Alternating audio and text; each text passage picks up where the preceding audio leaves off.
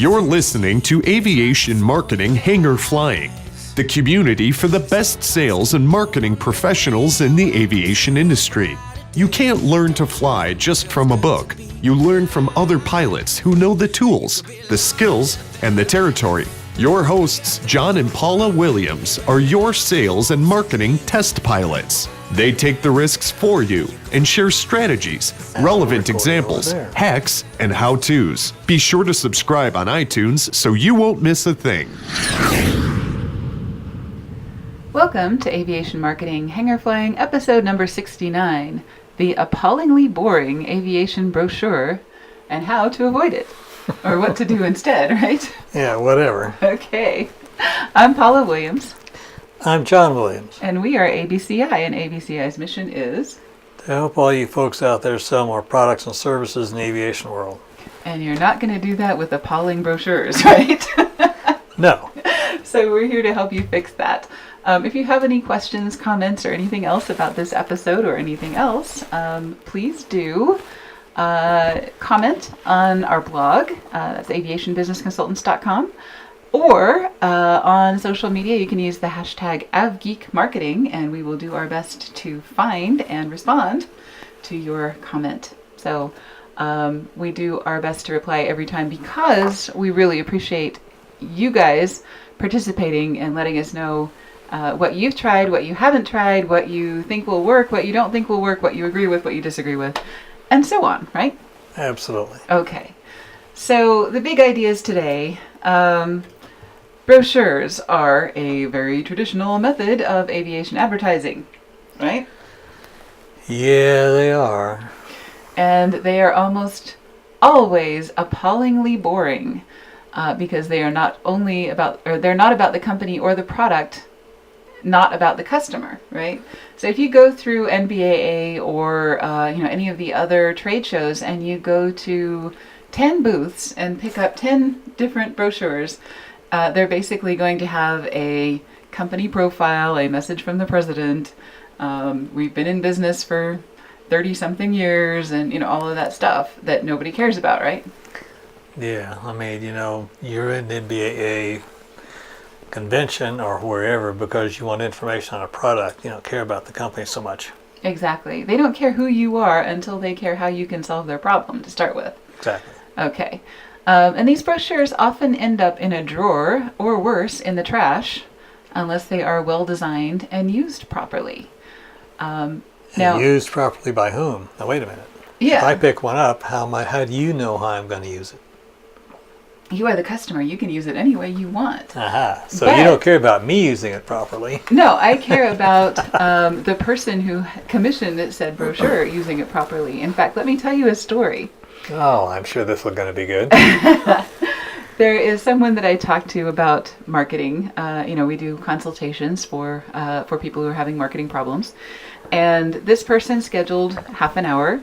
And, of course, one of the questions that I asked him is, how are you marketing now?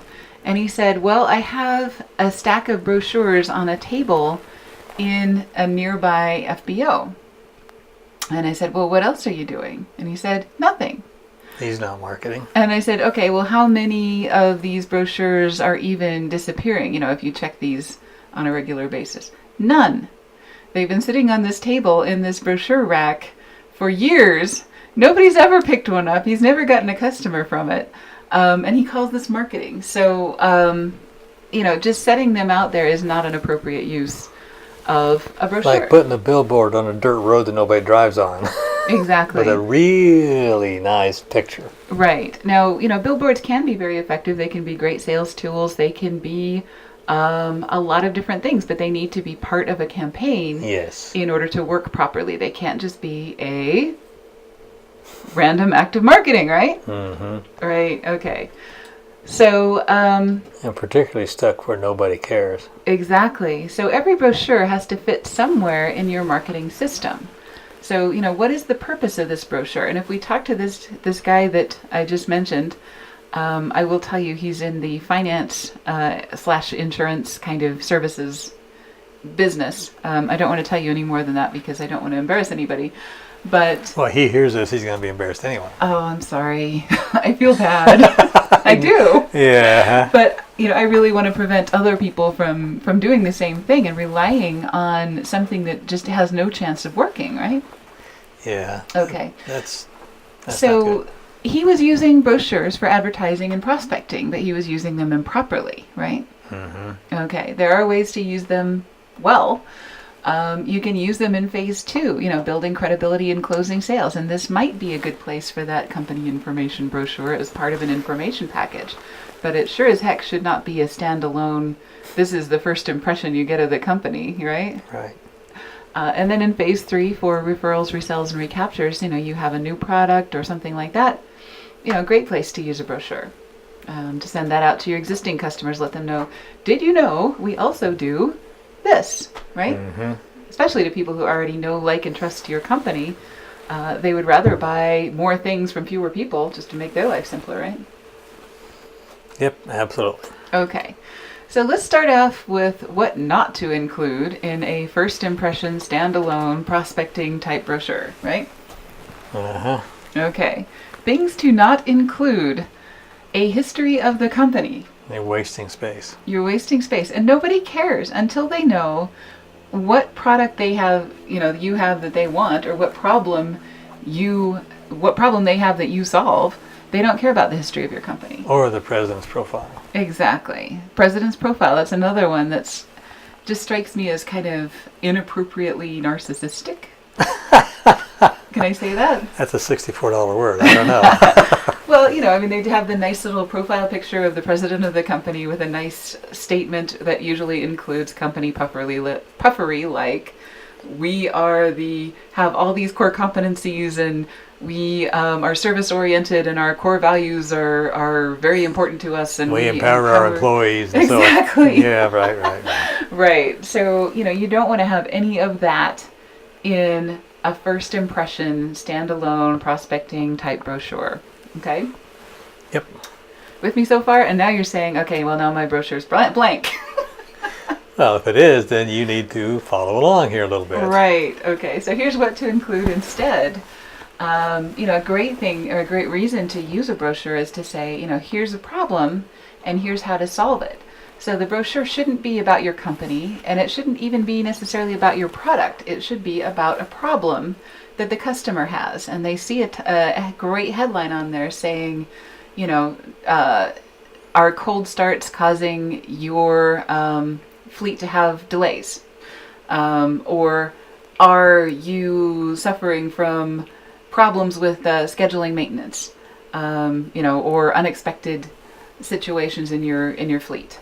Or, what problems are you having that your product or service can solve? You know what that is because you know what people complain about, right? Mm-hmm. Okay, here's the problem and here's how to solve it.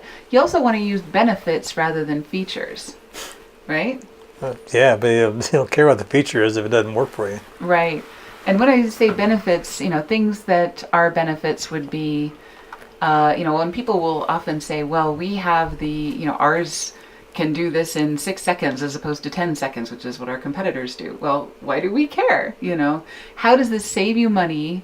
How does this save you actual time in terms of the customer's process, in terms of dispatching an aircraft or loading their customer stuff, or in terms of a flight school, how can you improve the student's experience? Or in the case of a component or something like that, how can you improve safety in a fleet? Lots of different examples of how this could be a feature that leads to a benefit. And you want to talk about benefits, not features, right? Because they don't care and they may not know.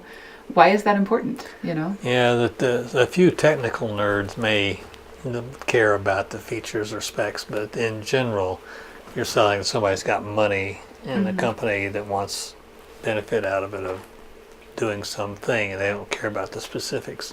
Right. And, it's really interesting because a lot of our customers are engineers, or at least have that engineering mindset. They're inventors. They are very scientifically minded people, which is wonderful. We love working with those kind of folks. But one of the things that we have to kind of nudge them to do sometimes is to back up a step and assume that the customer doesn't know as much as you do. In fact, I do that to you. Yes, you do. I get into marketing nerdology, and you make me back up and say, you know what? They don't know what their cost per lead is. And that's perfectly reasonable because that's not your main business. You want to sell more stuff, but you may not know or care about all the marketing math and garbage that's in my head, right? Mm-hmm. Okay. Same thing. All of that stuff that's in your head is fantastic stuff, but you don't have to put it all in the brochure, right? And nor should you try. Nor should you try. This is not a place to prove how smart you are. Okay. Another thing that you could include is maybe like a buyer's guide or a short buyer's guide to your product or service. Here are some of the things that you want to consider when you're shopping for a auxiliary power unit. Here are some features that you may not know or some benefits that you may not know you could get from an APU. Lots of things that you can do that are kind of cool. A solution comparison table. Those are really cool, and customers really love those because, here are 5 ways of solving your problem, and here are the pros and cons of each of those 5 ways of solving your problem. And this has to be somewhat objective. Of course, you want to make your product look good. That's why we're marketing. Sure. You can slant it a little towards your product, and it would be silly not to, but you can't go overboard. Yeah, all the data has to be accurate. We're talking about actual facts, not alternative facts, right? Oh, yeah. Okay, we're having a little fun. But seriously, it does have to be it has to be credible information that people will actually believe. And you want to make that formatted in a way that is easy to read. I have never seen anybody pick up a brochure and read it cover to cover. In my entire experience of walking around at trade shows, I have never seen that happen.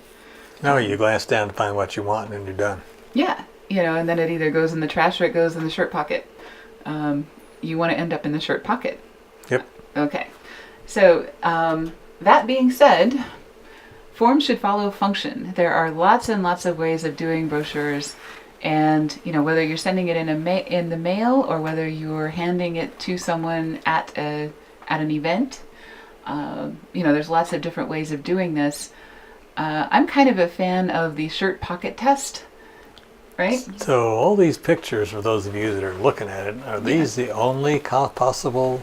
No. Okay. Good. Yeah. Okay. Yeah. And what we're looking at, if you're seeing this on your screen, there are 10 different ways of folding a sheet of paper into a brochure.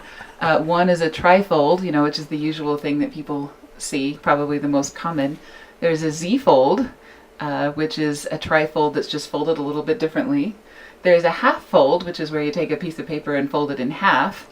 And those are great for, if you have a larger envelope or something like that where you're going to mail it.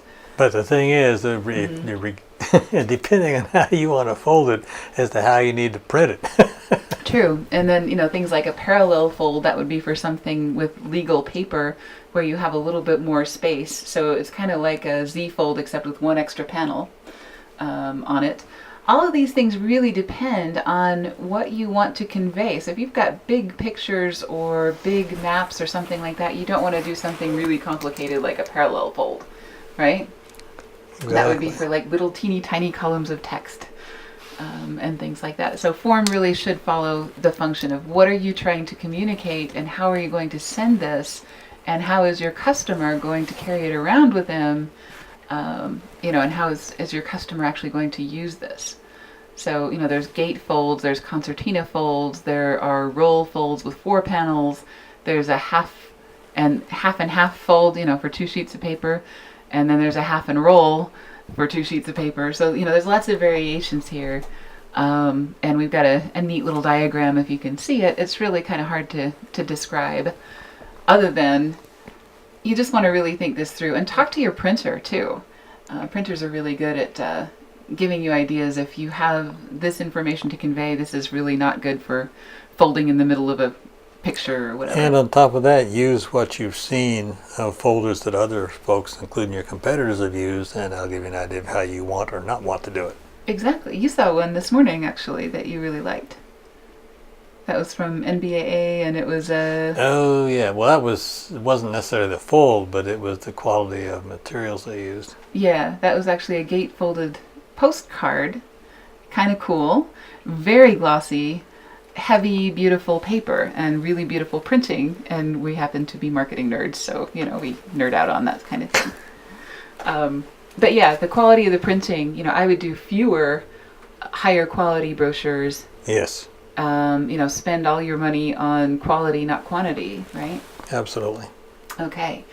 So, if you're putting it through the mail, then you're going to have some different considerations of where you can print and where you can't. We're not going to get into that today. But the USPS website has some really good guides and other things that tell you not to print in places they're going to run it through the machine and put a goofy little barcode, right? Right. Okay. So think about it. Form should follow function, and that's all we're going to say about that. But we are going to talk about ways to advertise with brochures. Cool? So, phase 1, prospecting. At a trade show, probably the most traditional way of advertising with brochures. I'm going to put a caveat here and say I much prefer to send a customer, just give them a business card at the trade show and then send them an information package later. That does two things. Mm-hmm.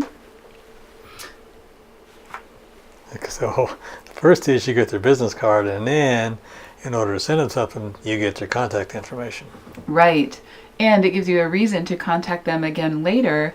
And it also makes sure that that brochure gets to their office, because if you're asking them to carry it around for 2 days and then put it in their luggage and ship it home, chances are it'll end up either in the hotel garbage can or in the convention center garbage can. Yeah, even if they wanted to keep it. Because I know I can remember reading stuff in the hotel and not making it back to the office. Exactly. And then going, where was that thing? Even if you wanted it later, you wouldn't have it, right? Okay. As part of an information package, this is my favorite way, is you send it after the fact, after you've met somebody or had a phone conversation or whatever. Then you send them, ideally, a really complete, fabulous package with not only brochures, but product sheets and a handwritten letter and maybe some CDs and demos and other cool things. Because this is your opportunity, you want to make the most of it, and you really want to impress somebody with a package that they get in the mail, right? Yes. Okay. As collateral in the sales process. So you're having a conversation with someone and you say, you know what, we've got a brochure that compares these 5 different solutions to your problem. I'd be happy to send that to you. Let's schedule another time to go over it after you've reviewed it. So that becomes a part of your sales process. You're not just leaving it on a table, you're actually interacting with the document with your customer, right? Yep. Okay. And most businesses where you leave it on a table, come nighttime, they're going to throw it away anyway. Yeah, that's true. Or they'll sit there for years and not do anything, like that like that one poor you were guy we talking talked to. Yeah. Okay. Number 4, to build credibility. So you've got somebody in your sales process, you've talked to him once or twice, and you want to add a little bit more information. This is part of what we would call a drip campaign, where you send little bits of information over time to make sure that you're keeping in contact with them throughout the length of time that it takes for them to make the decision or to get the funding or to do whatever. It reminds you that you're there, reminds them that you're there. And its credibility relies on the fact that these brochures are very high quality and very well put together. Exactly. Because the quality of the printing and all that stuff is a reflection of your attention to detail, and everything else. To add new information. So you have an update in your product or service, you can send out a brochure to people who are in your pipeline and let them know, right? Mm-hmm. Okay. After the sale, you can use brochures as part of a new customer information package. Here's how you use your new funky new toy, Here's some things that you may not know. Did you know that it also does this? Or that you can use it in this way? And so on. So as part of your new customer information package, you can also have like a brochure that talks about your referral program, that talks about your guarantee, that talks about your customer service, lots of things after the sale. as an update or an announcement of a new product or service to your existing customers. So, the worst thing in the world is to have a longtime customer tell you about something that they bought from one of your competitors because they didn't know that you also did websites, as an example. We've been doing brochures with a customer for a number of years, and he went to somebody else to do his website. That just made me insane. Yeah, exactly. But that was our fault. That was our fault. It's our job to let them know, what else we do besides what we're already doing for them. Right. So once again, 3 elements of successful campaigns. And when you're thinking about designing your brochure, you want to think about this as well. What is the list? Who do you want to send this to or give this to? What is the offer? What purpose do you have in giving people this brochure? What do you want them to do as a result of having read through it? And third, the presentation, which is all of the things that we talked about. Should it be a bifold or a trifold or a gatefold or, glossy, shiny, fabulous, whatever? Or should you be able to write on it, have a worksheet in there, whatever you want it to do. So form, following, function. Right? Precisely. Okay, cool. So we talked about list, the offer, and the presentation, and we talked about 7 things to do with brochures, right? Yes, we did. Don't you dare test me on this. And how? Well, the big point, right, is to never, ever, ever do an appallingly boring brochure. Exactly. Okay. So if that's all you learned today, that's good enough. All right. So we do have a tip sheet on prospecting with postcards, and it does talk about the list, the offer, and the presentation. And the things that are in that tip sheet are also very helpful for brochures. So I highly recommend that for any piece of direct mail that you're putting together. It's really good information, regardless of the form that it takes. But, so download that from abci1.com/postcard tip sheet and go sell more stuff. Yeah, America needs the business more than ever. Absolutely. And subscribe to our podcast on iTunes, Stitcher, or Google Play. And please do leave a rating. And that was a quote by Zig Ziglar, by the way. Oh, yes, it was. See you guys next time. Thanks for joining us. Bye. Thanks for joining us for Aviation Marketing Hangar Flying, the best place to learn what really works in sales and marketing in the aviation industry. Remember to subscribe on iTunes and leave a rating.